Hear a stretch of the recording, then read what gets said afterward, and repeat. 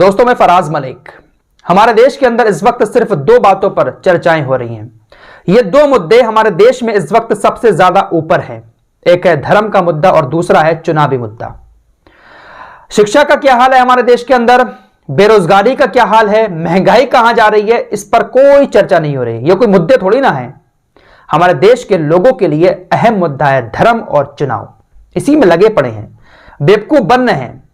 एक तरफ धार्मिक गुरु बेवकूफ बना रहे हैं, दूसरी तरफ हमारे देश के नेता अपनी कुर्सी पाने के लिए लोगों को बेवकूफ बनाए जा रहे हैं और लोग बन रहे हैं।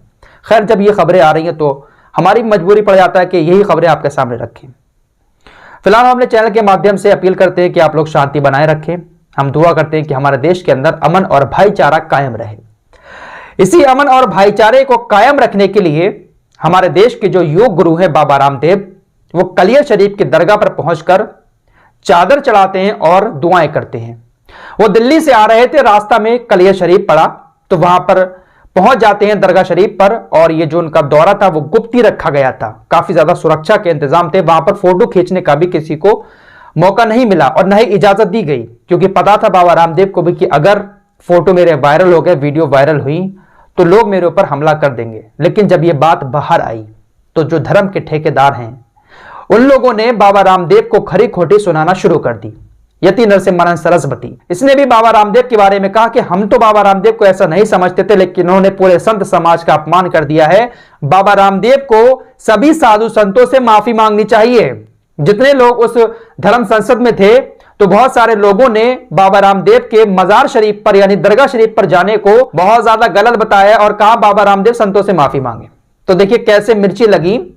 बाबा रामदेव अगर दरगाह पर जाकर देश की अमन और शांति के लिए, भाईचारे को बढ़ाने के लिए दुआ करने क्या पहुंच गए। आखिर किस ओर जा रहा है हमारा देश? क्या यह कट्टरवाद नहीं है? क्या इसको कट्टरवाद नहीं कहेंगे कि अगर कोई दूसरे धर्म का शख्स किसी दूसरे धर्म के यहां पर पहुंच जाता है तो उसको इस तरीके से अपमानित किया जाता है? इसको लेकर बाबा रामदेव भड़के भी हैं उन लोगों के ऊपर जो लोग उनको खरी खोटी सुना रहे हैं और उनका अपमान कर रहे हैं। बाबा रामदेव ने ट्वीट करके कहा कि मैं जन्म से ही पाखंड और अंधविश्वास का घोर विरोधी हूं। वेद धर्म और ऋषि धर्म के अनुसार आचरण करना ही अपना संन्यास धर्म और सनातन धर्म मानता हूं। साथ ही साथ उन्होंने कहा कि कुछ हिंदू विरोधी उनके खिलाफ साजिश रच रहे हैं। जो लोग उनको बुरा भला कह रहे हैं तो उनके बारे में कहा कि कुछ हिंदू विरोधी लोग, यानी यति नरसिम्हानंद सरस्वती ने भी इनका विरोध किया है और बहुत सारे साधु संत इनका विरोध कर रहे हैं मजार पर जाने का। तो उन्होंने कहा कि कुछ हिंदू विरोधी लोग मेरे खिलाफ साजिश रच रहे हैं। तो काफी ज्यादा बुरा लगा यति नरसिम्हानंद सरस्वती जैसे लोगों को उनका दरगाह पर जाना। फिलहाल हरिद्वार में जो धर्म संसद हुई थी उसको लेकर एक खबर सामने यह आ रही है कि यति नरसिम्हानंद सरस्वती के ऊपर भी मुकदमा दर्ज कर लिया गया है। साथ ही साथ 2-3 लोग और हैं जो अन्नपूर्णा मां है, उन सबके ऊपर उत्तराखंड पुलिस की तरफ से मुकदमा दर्ज कर लिया गया है।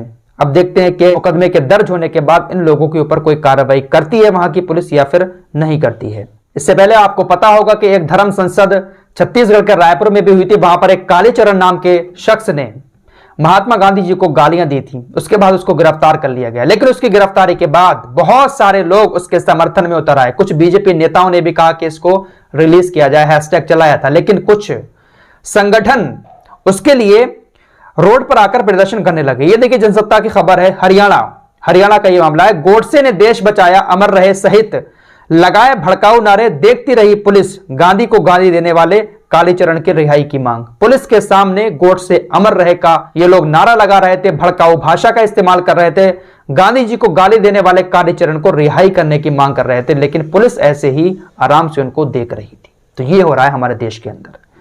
अब धर्म संसद की बात चली है तो एक खबर आपके सामने और रख देता हूं। अमर उजाला की पहले यह खबर देखिए, मस्जिदों में ऐलान 7 जनवरी को इस्लामिया मैदान में पहुंचे मुसलमान। अब ये पूरी खबर मैं आपको दैनिक भास्कर के हवाले से सुनाऊंगा। दैनिक भास्कर की यह खबर है, इसमें लिखा है कि बरेली में 7 जनवरी को होगी मुस्लिम धर्म संसद। हरिद्वार में धर्म गुरुओं की मुसलमानों पर टिप्पणी के बाद मौलाना तौकीर रजा खान ने की घोषणा। मौलाना तौकीर रजा खान ने घोषणा की है बरेली के अंदर के इस्लामिया कॉलेज में 7 जनवरी बारोज जुमे के दिन बहुत सारे मुसलमान इकट्ठा हों और शांतिपूर्ण तरीके से वहां पर पहुंचे और हम कुर्बानी देने को तैयार हैं। जो कहा गया था ना हरिद्वार वाली धर्म संसद में कि हमारे 100 लोग 20 लाख लोगों को मार सकते हैं, तो इसी बात पर तौकीर रजा खान ने कहा है कि हम सभी लोग इकट्ठा होंगे, अब जैसे चाहें वो लोग हमारी कुर्बानी ले लें अगर उनको मारना है तो तो फिलहाल बहुत सारी बातें कही हैं, मैं आपको क्या बताऊं, सारी बातें आपकी स्क्रीन पे मैं लगा देता हूं। बाकी इस खबर का पूरा लिंक मैं आपको डिस्क्रिप्शन में दे दूंगा। तो एक बड़ा ऐलान किया गया उनकी तरफ से कि 7 जनवरी को बहुत सारे मुसलमान यहां पर इकट्ठा हों और सरकार से हम ये मांग करेंगे कि या तो हमारी कुर्बानी लो या फिर जो लोग इस तरीके की भाषा का इस्तेमाल कर रहे हैं हमारे खिलाफ, उनको ऊपर सख्त कार्रवाई की जाए। हम लोग इन धर्म संसद करने वालों से नाराज नहीं है, बल्कि हम सरकार से नाराज हैं, क्योंकि इस तरीके की भाषा इस्तेमाल करने के बावजूद भी सरकार ने इन लोगों के ऊपर कोई कार्रवाई नहीं की है। तो बहुत सारी बातें तौकीर रज़ा खां की तरफ से कही गई हैं। अब देखते हैं कि 7 जनवरी को वहां पर लोग इकट्ठा होते हैं तो किस तरीके का माहौल बनता है। फिलहाल दुआ करें कि देश के अंदर अमन और शांति और भाईचारा कायम रहे। ये कुछ मुट्ठी भर लोग जो है ना, ये देश को पूरी तरीके से तहस नहस करने की साजिशें रच रहे हैं। लेकिन ये जो हो रहा है ना हमारे देश के अंदर, यकीन मानो कि आने वाली नस्लें जो है ना, कटोरा लेके भीख मांगेंगी ना, तब भी उनको चवन्नी देने वाला कोई नहीं होगा। देख लेना कि आने वाली नस्लों का हाल होने क्या वाला है अगर हम लोग धर्म की लड़ाई लड़ते रहे अपने देश के अंदर। क्या करें, किसको समझाएं, समझ ही नहीं आता है। फिलहाल इस रिपोर्ट में इतना ही। मिलते हैं एक और नई वीडियो के साथ, तब तक के लिए अपना ख्याल रखें।